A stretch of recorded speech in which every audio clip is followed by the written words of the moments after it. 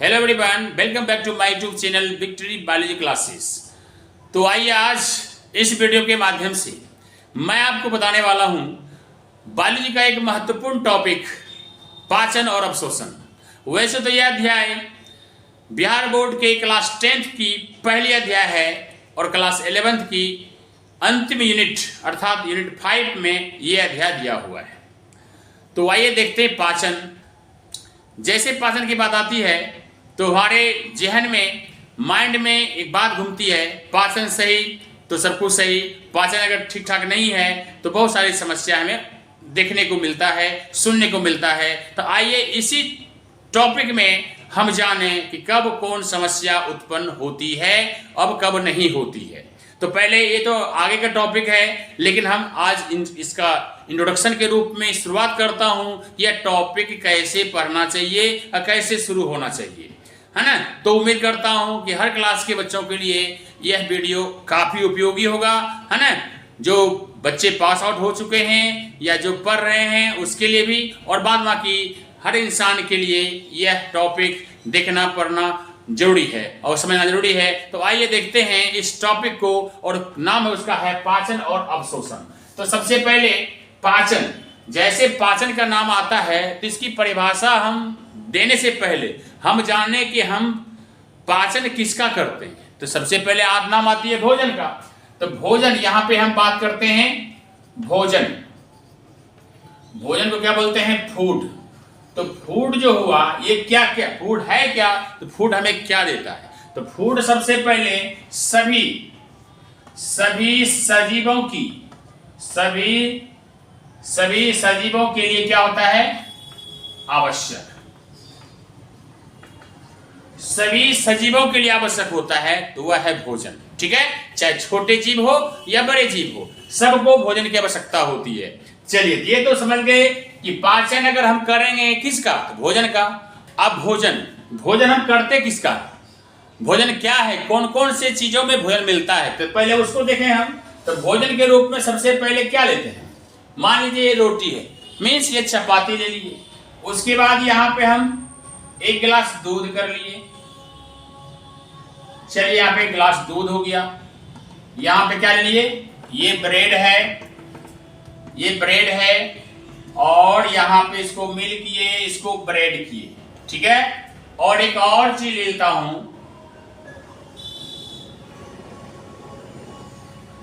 इसमें हम ऑयल ले लिए, तेल ले लिए, क्योंकि भोजन में हमें इसकी आवश्यकता पड़ती है। ठीक है, तो ध्यान समझिएगा, ब्रेड है तो ब्रेड को हम लोग खाते हैं तो हमें कार्बोहाइड्रेट मिलता है, कार्बोहाइड्रेट रहता है इसमें। ठीक है, चलिए ध्यान से देखिएगा भोजन क्या क्या चीज में ले रहे हैं। और जैसे कार्बोहाइड्रेट को हम पचाते हैं, है ना, तो चलिए इससे मिलता है हमको ग्लूकोज मिलता है। और जैसे ग्लूकोज को कर लेते हैं तो हमें ये क्या देती है? ऊर्जा देती है, एनर्जी देती है, अर्थात क्या? ये ऊर्जा देती है। इसका मतलब है कि हमें रोटी खानी चाहिए। रोटी से क्या क्या मिला? रोटी से हमको कार्बोहाइड्रेट ग्लूकोज तब्दील कर देता है, और जब इसको हम पचाते हैं तो हमें ये ऊर्जा देती है। अर्थात इसका मतलब ये सारी चीजें हमें आवश्यक है। चलिए, और उसके बाद मिल्क की बात करें तो मिल्क से हमें प्रोटीन मिलता है। मिल्क से क्या मिलता है? प्रोटीन मिलता है। प्रोटीन बनता है अमीनो एसिड से। ठीक है, अमीनो एसिड से। और अमीनो एसिड जो है जब इसको हम बर्न करते हैं, पचाते हैं ना, जब अमीनो एसिड को जब हम लोग पचाते हैं, अमीनो एसिड हमें कहता है, ये भी कहता है ग्रोथ मीन्स क्या? ये वृद्धि करती है शरीर की, और सेल रिपेयर करती है। रिपेयर माना कोशिका की मरम्मत करती है, टूटे फूटे अंगों की मरम्मत करती है। अर्थात ये क्या है? तो प्रोटीन भी हमें आवश्यक है। अब यहाँ पे ऑयल है, तो ऑयल में क्या मिलता है भाई? इसमें हमें वसा मिलता है, फैट्स इसको बोलते हैं। क्या बोलते हैं इसको? फैट देता है, फैटी एसिड देता है, फैटी एसिड। और फैटी एसिड में क्या मिलता है? हमें एनर्जी तब्दील करता है। तो अर्थात ऊर्जा प्रदान करने वाले कौन कौन हो गए हमारे? ये ऑयल भी है अर्थात जिससे फैट्स बचा मिलता है, और साथ में कार्बोहाइड्रेट है, प्रोटीन है ना, ये भी है। ये हमें क्या देता है, हमें ऊर्जा प्राप्त करवाता है, कोई वृद्धि ग्रोथ करवाता है, अर्थात तीनों की आवश्यकता, अर्थात कार्बोहाइड्रेट, प्रोटीन और फैट्स, ये तीनों की आवश्यकता मुख्य अवयव के रूप में हम करते हैं। और दो और पोषक तत्व बचा हुआ है जिसका नाम यहाँ पे है, मैं यहाँ बता दूं, जैसे हम सेब खाए है ना, एप्पल खाए, ठीक है। अब सेब की चलो यहाँ बनाता हूं, ये मान लो एप्पल है, ठीक है। अब इसमें प्रोटीन हमें क्या विटामिन मिलता है, चलिए इससे क्या मिल रहा है, विटामिन और बहुत सारे खनिज पदार्थ और जो हम लोग लेते हैं, और हमें खनिज लवण भी चाहिए, ठीक है। और कौन चाहिए, खनिज जैसे मैग्नीशियम, पोटासियम, है ना, ये सब चीजें। तो सबसे पहले एक ये टॉपिक, सबसे पहले को क्या क्या हो गए, ये कार्बोहाइड्रेट है, प्रोटीन है, फैट्स है, विटामिन है और खनिज लवण है। ये 5 पोषक तत्व हो गए, न्यूट्रिएंट्स हो गए। जो सारे पोषक तत्व हैं उसमें से 3 चीज की आवश्यकता हमें मुख्य रूप से पड़ती है ना, कार्बोहाइड्रेट, प्रोटीन और फैट्स की अत्यधिक रूप में चाहिए, और ये मुख्य अवयव कहलाते हैं। लेकिन विटामिन और खनिज क्या है, ये भी पोषक तत्व हैं, इसकी मात्रा हमें कम चाहिए, और लेकिन चाहिए जरूर, और ये इसकी पाचन नहीं होती शरीर में, याद रखिएगा। विटामिन खनिज की पाचन नहीं होती है क्योंकि सीधे ये शरीर में अवशोषित कर ली जाती है, ठीक है। और एक बात और, इसके अलावे पानी है, वाटर, जो पाचन क्रिया में अहम भूमिका निभाती है। इतना सा इसको आप नोट डाउन करें, फिर आगे मैं इसके बताता हूं कि भोजन क्या क्या हुआ। आप लोगों ने देख लिया कि विटामिन है, प्रोटीन है, कार्बोहाइड्रेट है, फैट्स है, ठीक है, खनिज है, ये सारी चीजें, ठीक है। तो सबसे पहले अब हम फिर से पाचन टॉपिक लेते हैं, एक बार अगेन हेडिंग करते हैं पाचन, जिसको बोलते हैं डाइजेशन, ठीक है। क्या नाम इसका, डाइजेशन। अब डाइजेशन बोलते हैं तो सबसे पहले पाचन है क्या, तो यह एक मेटाबॉलिक प्रोसेस है। छोटी छोटे बातों पे ध्यान दीजिए, है ना, हर चीज समझ में आपको आएगी। एक मेटाबॉलिक प्रोसेस है। अब मेटाबॉलिक प्रोसेस क्या होता है कि जीवों के शरीर में होने वाले समस्त रासायनिक अभिक्रियाएं जो होती हैं, है ना, उसे एक साथ क्या बोलेंगे हम, मेटाबॉलिक प्रोसेस, है ना। रासायनिक ये क्या कहते हैं, उपापचय प्रक्रिया। उसी प्रक्रिया में डाइजेशन भी एक मेटाबॉलिक प्रोसेस है जिसको हम आज पढ़ रहे हैं, ठीक है। तो आइए सबसे पहले हम पाचन में क्या बोलेंगे, एक मेटाबॉलिक प्रोसेस है, ठीक है। अब दूसरी बात है कि परिभाषा अगर हम देना चाहें तो परिभाषा में क्या देंगे, तो सबसे पहले मैं आपको परिभाषा से पहले समझ लीजिए ये क्या है, खाने का टुकड़ा है, नवाला है, ठीक है। ये खाने के टुकड़े हैं और इसको कहते हैं जटिल खाद्य पदार्थ। क्या ये जटिल खाद्य पदार्थ, ठीक है। रोटी लेते हैं, गेहूं है ना, गेहूं का, मकई का, या हम किसी और चीज का, चावल लेते हैं, हर चीज का किसी कोई भोजन लेते हैं, पहले क्या रहता है, वो जटिल खाद्य पदार्थ के रूप में रहता है, बड़े बड़े अणु रूप में रहता है, ठीक है। अब ये क्या होता है, बदल करके सूक्ष्म, है ना, सूक्ष्म रूप में बदल जाता है, ठीक है। सूक्ष्म अवशोषीय रूप में जमल जाती है। ये जटिल खाद्य पदार्थ है, और ये प्रोसेस के द्वारा, अर्थात ये प्रोसेस के द्वारा क्या होता है, ये सरल सूक्ष्म अवशोषीय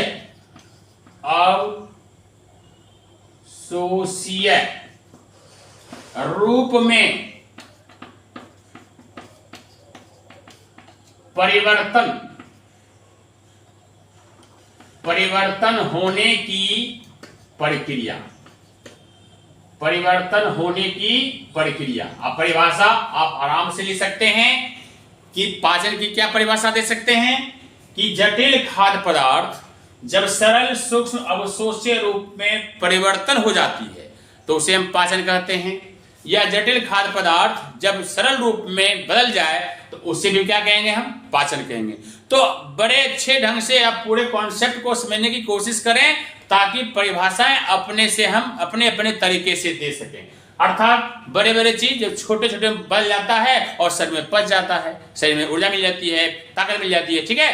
तो हम वो क्रिया पाचन के अनुसार ही होती है। चलिए, तो रूप में परिवर्तन होने की क्या है, प्रक्रिया है। तो जैसे भी आप परिभाषा इसको देने, अपनी भाषा में देने की कोशिश करें, क्योंकि हर एग्जाम के आप देखेंगे है ना, निर्देश में शुरू में दिया रहता है हर क्वेश्चन में कि परीक्षार्थी यथासंभव अपने शब्दों में उत्तर लिखें। तो मेरा एक ही है ना प्रिंसिपल रहता है कि बच्चों को मैं वो एक्सप्लेन करके दूं हर टॉपिक को, ऑफलाइन हो या ऑनलाइन में, ताकि बच्चे अपने से उत्तर लिखने की कोशिश करें, है ना। किसी टीचर के रटाया लिखाया हुआ नोट्स उसको नहीं, लाइन बाय लाइन नहीं पढ़े, ठीक है। ये हमारा पहली प्राथमिकता होती है। चलिए, तो उसी के अनुसार से मैं इस टॉपिक को आपको दे रहा हूं।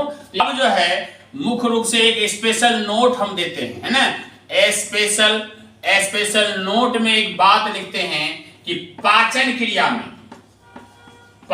क्रिया में एंजाइम, जिसको हम बोलते हैं किण्वक, है ना, कैटलिस्ट रूप में काम करता है। बहुत महत्वपूर्ण चीजें हैं ये, आगे इसके बारे में और आपको स्पेशल टॉपिक जब आएगी तो बताऊंगा। पाचन क्रिया में एंजाइम की महत्वपूर्ण भूमिका होती है, महत्वपूर्ण भूमिका होती है, ठीक है। किसकी? पाचन की महत्वपूर्ण भूमिका होती है ना। तो सबसे पहले जिसमें है ना होती है, ये मुख्य रूप से कितने प्रकार के हैं, ये मुख्य रूप से तीन प्रकार के हैं। पहला आता है एमाइलेज जो ग्लूकोज को पचाता है। आपने अभी इसके पहले देखा था कि रोटी खाए तो कार्बोहाइड्रेट मिला, कार्बोहाइड्रेट से ग्लूकोज मिला, अर्थात आपके बॉडी में एमाइलेज, है ना, एक क्या बन रही है, ये जो है एंजाइम उत्पन्न हो रहा है। बताऊंगा कहां से आ रहा है, ठीक है। ये सारी चीजें आगे आपको मिलेगी। तो एमाइलेज एक क्या है, एंजाइम है जो ग्लूकोज को पचाता है, ठीक है। के बाद आता है लाइपेज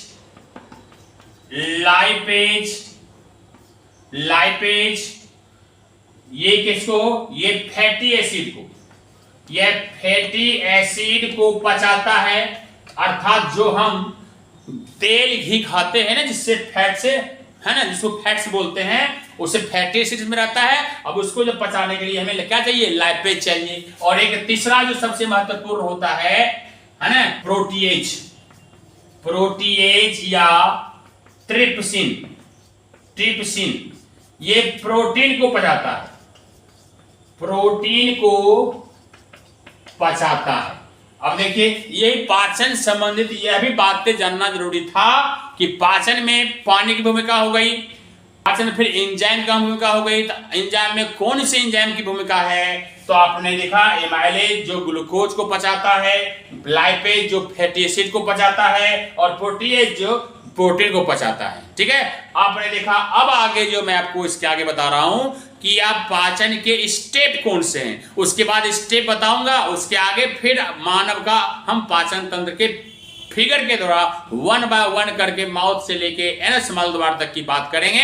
तो ये वीडियो है ना 1-2 पार्ट में होगी। तो चलिए आगे, इसके आगे मैं आपको बताता हूं पाचन तंत्र के चरण। आगे बताता हूं पाचन के चरण, स्टेप है ना, स्टेप ऑफ डाइजेशन। सबसे पहले होता है अंतर्ग्रहण। तो 5 चरण के हैं, 5 चरण यहां हैं। तो 5 चरण में पहला चरण क्या है, अंतर्ग्रहण, इसको कहते हैं इंजेशन। इसमें क्या होता है, फूड इनटेक, अर्थात क्या बोलेंगे, भोजन को हम अंतर्ग्रहण करते हैं, भोजन को है ना ग्रहण करते हैं, इसको बोलते हैं फूड इनटेक, ठीक है। दूसरा होता है पाचन, जो टॉपिक का नाम हमारा है पाचन, जिसको बोलते हैं डाइजेशन। छोटे छोटे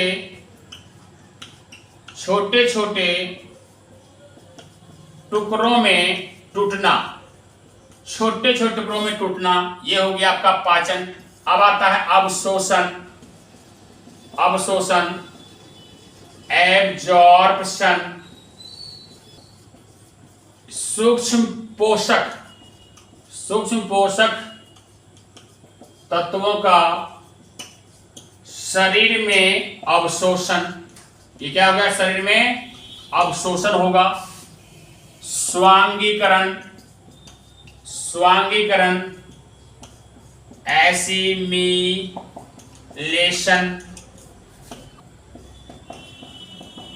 पोषक तत्वों का उपयोग करना, पोषक तत्वों का उपयोग करना। और लास्ट में है, लास्ट में आपको आता है बहिष्करण, लास्ट में आता है बहिष्करण, जिसको बोलते हैं इजेशन, इजेशन। तो साफ लिखता हूं बहिष्करण, अर्थात क्या, शरीर से जो अनपच भोजन है उसे शरीर से बाहर करना, है ना। अपचे भोजन को बाहर, अपचे खाद्य पदार्थ, भोजन कहां रहा ये, अपचे खाद्य पदार्थ को बाहर करना। ये क्या हो गया, पाचन क्रिया कंप्लीट ढंग से यहां पूर्ण होगी। तो ये मैं चरण बताया कि पहले भोजन क्या करते हैं, खाते हैं तो इंटेक करते हैं, अंतर्ग्रहण करते हैं, फिर हमें उसको छोटे छोटे टुकड़ों में तोड़ते हैं जो पाचन क्रिया के अंतर्गत आती है। उसके बाद अवशोषण, उसे शरीर में, है ना, सूक्ष्म पोषक तत्व जब ब्लड मिलता है तो उसको शरीर में अवशोषित कर लेता है ना। अब शरीर में अवशोषित करने के बाद स्वांगीकरण क्या होता है, स्वांगीकरण सूक्ष्म पोषक का उपयोग कर लेते हैं, ताकत ऊर्जा जो भी मिलता है उसके अनुसार हम उपयोग करने के बाद हमें ये सब मिलता है, एनर्जी, ताकत मिलती है। और उसके अलावा जो बाकी जो भोजन बच गया, है ना, वो जो भोजन है उससे विटामिन प्रोटीन निकालते निकालते जो बेकार चीज बच गई, है ना, अब उस चीजों को, है ना, बाहर, शरीर से बाहर निकालेगी। उत्सर्जन प्रक्रिया के द्वारा जब शरीर से बाहर निकाल देती है तो वह क्रिया कहलाती है बहिष्करण। ठीक है, तो यहां स्टेप पाचन के यहां से लेके यहां तक स्टेप हुआ। अब मैं आपको नेक्स्ट वीडियो में बताऊंगा कि मानव का पाचन तंत्र, जिसमें फिगर के द्वारा एक एक, है ना, माउथ से लेके एनस मल द्वार तक की कहानी होगी।